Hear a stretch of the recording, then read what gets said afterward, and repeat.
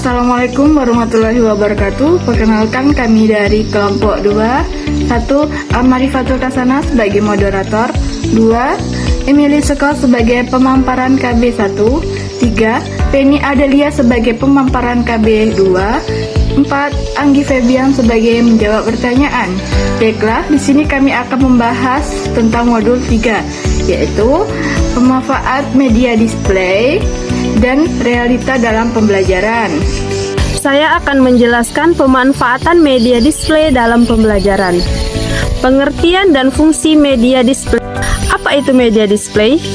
Media display adalah media yang dapat disajikan dalam bentuk gambar atau benda aslinya yang dipamerkan atau dipajangkan. Media display dapat digunakan secara langsung ketika terjadi interaksi pembelajaran antara siswa dan guru atau antar siswa. Ada 4 fungsi media display dalam pembelajaran. Yang pertama, meningkatkan motivasi belajar.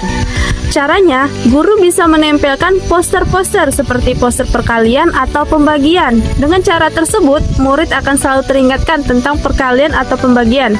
Yang kedua, melaksanakan pembelajaran sesuai konteks. Guru bisa mengajak siswa untuk melihat atau mempelajari konsep tertentu berdasarkan peristiwa yang sesungguhnya, seperti mengajarkan mencintai lingkungan yang dilakukan secara rutin dengan cara membuang sampah pada tempatnya. Yang ketiga, menanamkan kebiasaan-kebiasaan tertentu. Guru juga bisa menempelkan poster untuk menanamkan kebiasaan-kebiasaan positif pada siswanya, seperti adab kepada orang tua dan guru di kelas atau di rumah, adab ketika memasuk rumah. Dan keempat, dekorasi. Poster juga berfungsi sebagai dekorasi, yaitu penghias ruangan kelas. Media display memiliki 2 jenis. Yang pertama, papan lembar balik atau flipchart. Papan tulis ini ditempeli dengan kertas-kertas lebar yang disatukan. Papan tulis ini cocok digunakan ketika konsep pembahasan kita yang akan dilihat secara berulang-ulang. Yang kedua, bulletin board, yaitu papan buletin. Papan buletin ini merupakan media untuk informasi umum, seperti informasi untuk ujian sekolah, jadwal kegiatan ekstrakurikuler sekolah, dan lain sebagainya. Sebelum menggunakan media display dalam pembelajaran, ada beberapa hal yang perlu dipertimbangkan. Yang pertama, menentukan topik. Contohnya, jenis-jenis makanan sehat, 4 sehat 5 sempurna. Yang kedua, menentukan tujuan. Apakah tujuan pembelajaran kita? Misalnya tujuannya dengan pembelajaran ini siswa bisa membedakan sumber-sumber karbohidrat atau protein. Yang ketiga, siapa yang kita hadapi? Pertimbangkan siapa yang akan kita hadapi, karena semakin rendah usia siswa yang kita hadapi, benda yang kita gunakan semakin nyata, karena mereka masih berada pada tahap berpikir konkret. Yang keempat, menentukan perincian materi. Yang pada topik pertama tadi, topik yang saya pilih adalah 4 sehat 5 sempurna. Jadi dari topik tersebut kita rincikan materinya. Misalnya sumber-sumber protein, sumber-sumber karbohidrat, sumber-sumber air dan mineral. Sumber-sumber protein, dari mana yang kita dapatkan? Sumber protein ini terdapat dari susu, keju, ikan, dan lain sebagainya. Yang kelima, menentukan jenis media display yang akan digunakan. Cara tepatnya adalah berdasarkan tingkatan usia dengan materi yang akan dibahas, seperti sumber protein. Sumber protein tadi pada makan sehari-hari seperti tempe, tahu, susu, dan lainnya. Yang keenam adalah menentukan bentuk peragaan. Setelah kita analisis siswa kelas berapa yang akan kita hadapi, apakah siswa kelas 2 atau kelas 4 SD atau kelas 6. Jadi kita bisa menentukan benda media display apa yang bisa kita bawa untuk peragaan. Kegiatan belajar 2, yaitu tentang pemanfaatan media realia dalam pembelajaran. Dalam tujuan pembelajaran ini yaitu membahas tentang pemanfaatan media realia dalam pembelajaran dan penilaian efektivitas pemanfaatan media display. Pemanfaatan media realia dalam pembelajaran.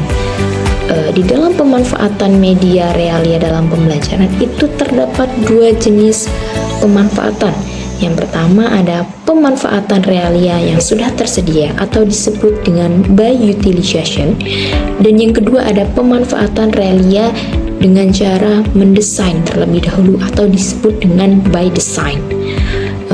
Dalam pemanfaatan realia yang sudah tersedia, yang artinya itu segala bentuk benda atau peristiwa asli yang sudah ada untuk dirangkai menjadi kegiatan pembelajaran yang bermakna untuk siswa.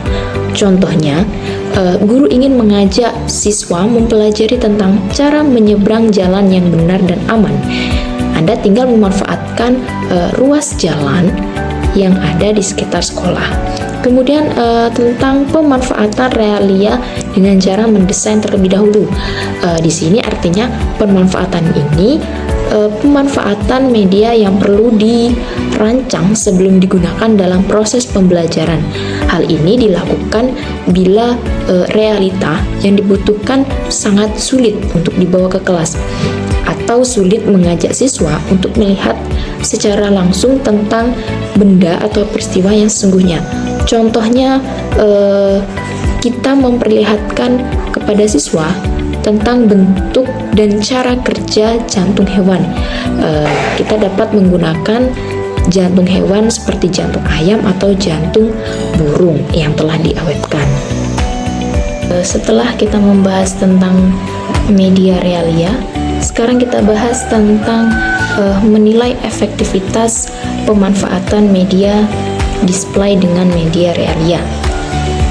Sebelum media display dan realia dipakai, guru dapat melakukan evaluasi. Apa sih tujuan evaluasi? Tujuan evaluasi yaitu untuk melihat apakah media yang Anda gunakan dapat membantu proses belajar siswa dan dalam mencapai tujuan pembelajaran yang telah ditetapkan. Kemudian evaluasi itu terbagi menjadi dua jenis. Yang pertama evaluasi formatif dengan evaluasi sumatif. Apa sih evaluasi sumatif dan evaluasi formatif? Evaluasi formatif yaitu dilakukan sebelum saat media digunakan dalam pembelajaran.